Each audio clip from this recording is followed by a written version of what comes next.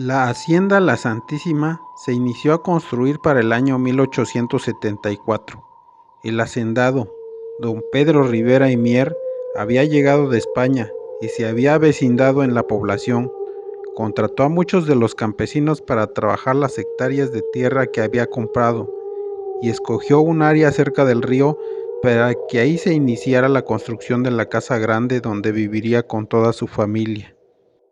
Se cuenta que cuando iniciaron los trabajos en la construcción de la casa, murieron varios de los trabajadores en circunstancias extrañas. Uno de los trabajadores fue sepultado cuando una cantidad de tierra le cayó encima. Para cuando lo sacaron ya había fallecido. A otro le cayó una cantera en la cabeza y falleció. Decían las malas lenguas que aquel lugar estaba maldito. Cuando la noche caía, algunas personas caminaban al río a refrescarse y se sentía claramente como unos seres pequeños les soplaban en el oído o a veces les escondían sus ropas. Pasó el tiempo y la construcción se acabó. El señor Pedro Rivera se hacía cada vez más rico y poderoso a causa del sufrimiento de los trabajadores que eran explotados y a que cada vez eran obligados a trabajar por más tiempo. Con el poder de aquel hombre también llegó la prepotencia. Empezó a castigar a quien no pensara como él o lo contrariara. Poco a poco se apoderó de más extensión de tierra y su riqueza y poder crecieron en demasía. No había nadie más rico que él en la región. En el patio de la casa había mandado hacer 10 postes de concreto. Aquel que no obedecía era encadenado de las manos y colgado en el poste por días. En aquellos postes quedaban colgados los cuerpos bajo las inclemencias del sol y del frío. Su capataz, de nombre Rómulo, era extremadamente violento. En una ocasión colgó de las manos a 8 hombres y 2 mujeres, quienes permanecieron en esa posición, colgados de grilletes en las manos de los postes de concreto, y solo por no haber estado al pendiente del amo cuando éste se cayó al suelo y se raspó alguna parte del cuerpo.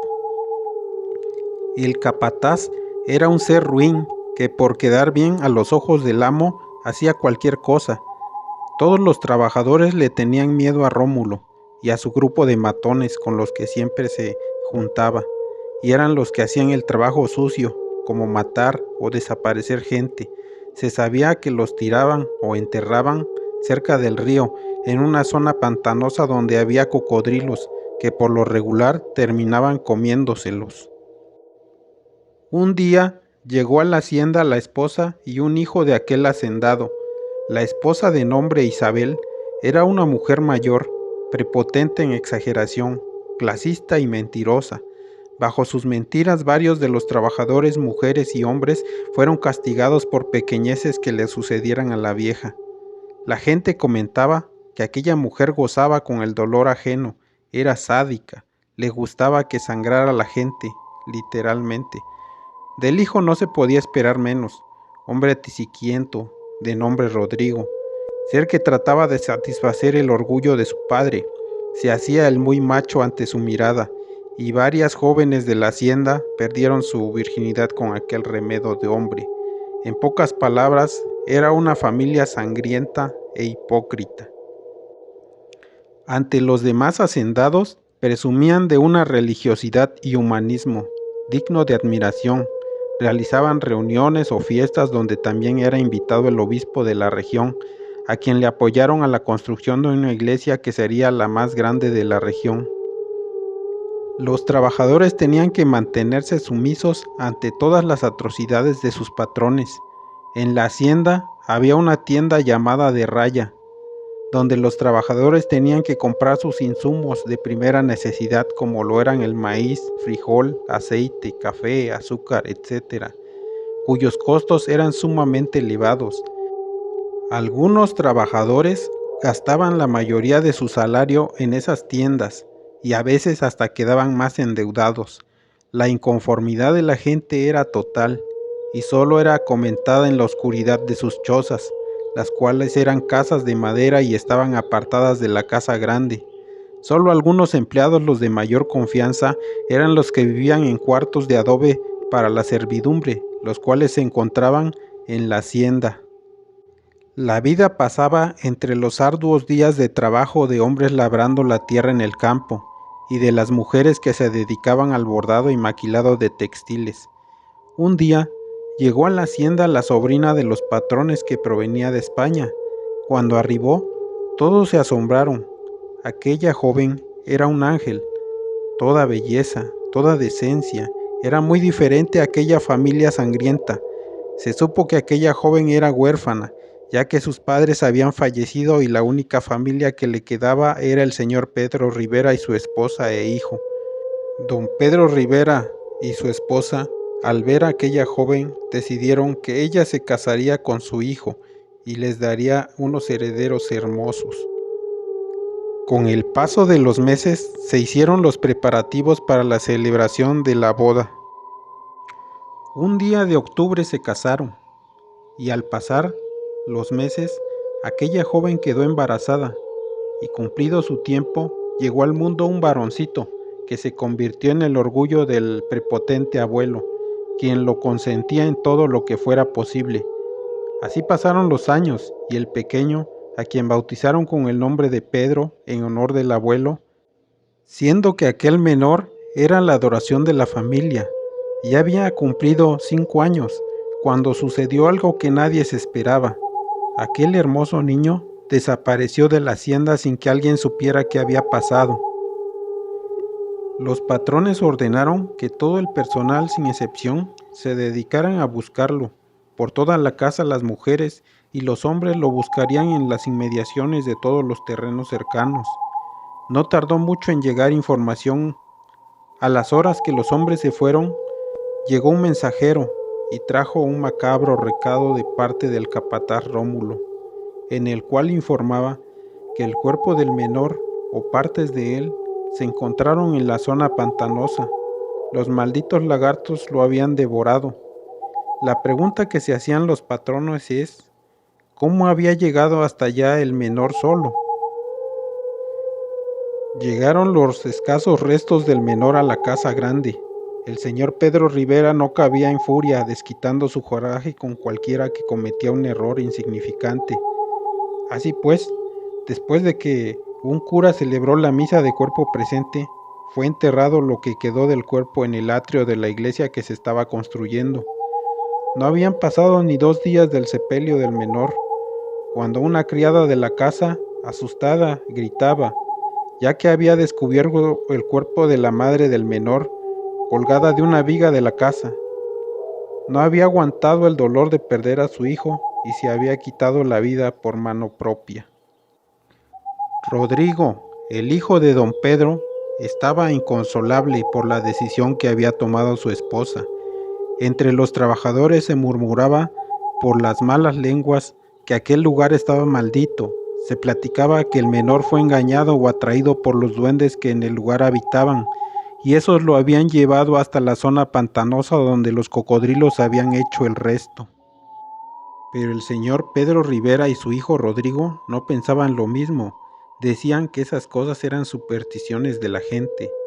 Ellos pensaban y tenían la hipótesis de que los malos tratos que les daban a los trabajadores habían provocado que estos en venganza planearan y sustrajeran al menor y en desquite se lo habían dado de comer a los cocodrilos y por ello estaban planeando vengarse. En apoyo con Rómulo, el capataz, estaban echando a andar un plan para saber quiénes fueron los responsables de que la desgracia cayera en su casa.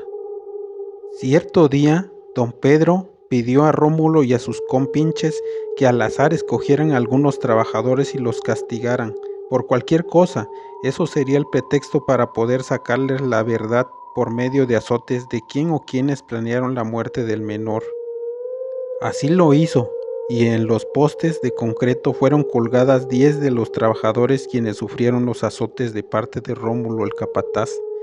Ese día fue brutal, porque por orden del señor Pedro Rivera, en el castigo aplicado a aquellos hombres, todos los trabajadores, hombres y mujeres, deberían presenciar el castigo.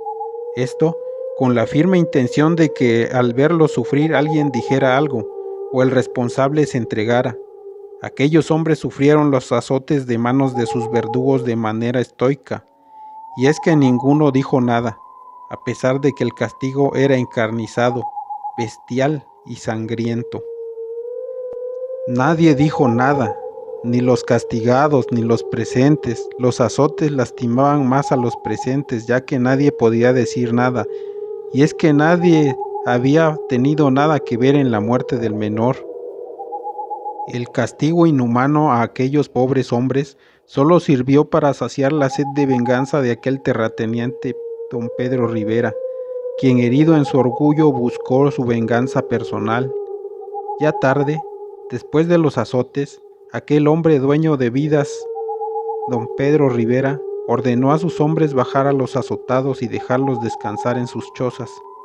Al ayudarlos a descolgarlos, los demás trabajadores se dieron cuenta que 4 de los 10 hombres habían dejado de existir debido a las lesiones infringidas.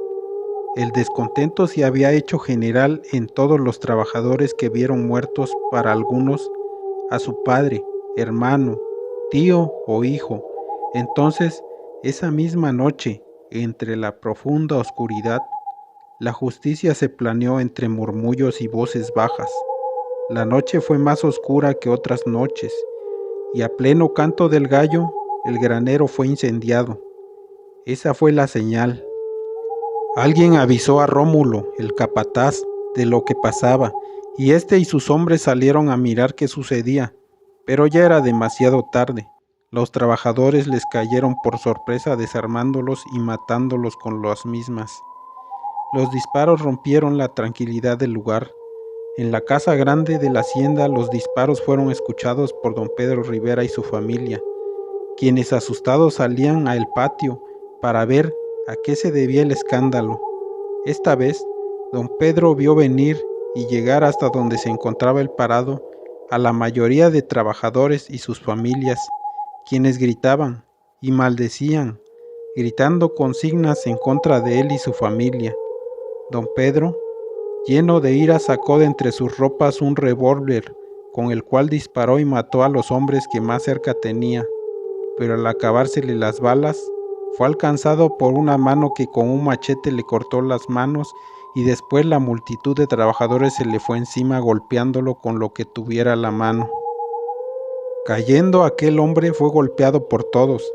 La misma suerte sufrió su hijo Rodrigo, y quien había alcanzado a resguardarse en su casa era su maléfica esposa Isabel, quien sufrió una muerte muy cruel, ya que las mujeres a quien había humillado y castigado por varios años le habían rociado de alcohol en las ropas y el cuerpo, y le habían prendido fuego. Aquella mujer se le vio correr intentando apagar las flamas que provenían de su ropa y cuerpo ardiendo, pero era ya demasiado tarde. Sufrió una muerte carbonizante. La mañana era hermosa, el sol resplandecía en todo su esplendor, los pajarillos cantaban en las ramas de los árboles y todo parecía normal. Los trabajadores de la hacienda, después de que los ánimos se calmaron y pensaron más tranquilamente sobre lo que habían hecho, decidieron quemar toda la hacienda y huir de aquel lugar, ya que no tardaría en llegar alguna autoridad. Así lo hicieron, todos huyeron del lugar, la hacienda se quemaba hasta los cimientos, el humo se notaba a kilómetros de ahí. Entre los escombros de aquella hacienda, algunos trabajadores lograron ver a unos pequeños seres que contentos se correteaban unos a otros entre la humareda. Eran los duendes de la hacienda maldita, que contentos por recuperar su lugar, se mofaban y reían de aquellos que habían intentado invadir su lugar sagrado.